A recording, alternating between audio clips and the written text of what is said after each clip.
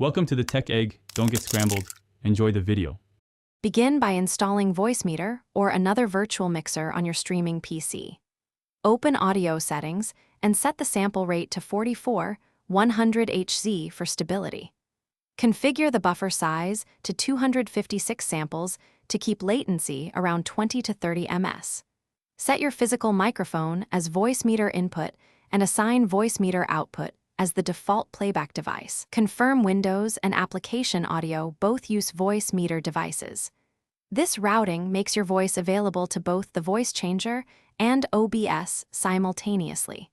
Save the virtual routing profile before moving to effect configuration. Open your chosen voice changer, plug in inside Voicemeeter or a VSD host. Insert a pitch shift and a formant control as the first processing chain. Set pitch between -5 and +7 semitones for natural range.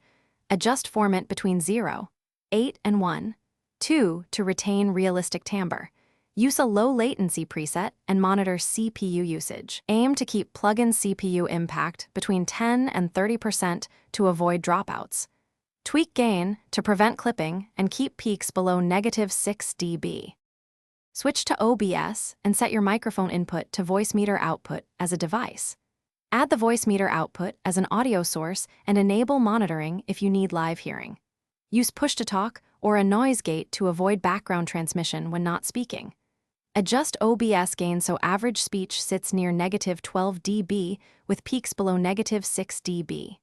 Record a 30-second test clip and listen carefully for latency, artifacts, or clipping issues. Make small adjustments in Voicemeeter and the plugin until the voice is stable and natural. Thanks for watching. Consider subscribing if I helped unscramble your problems.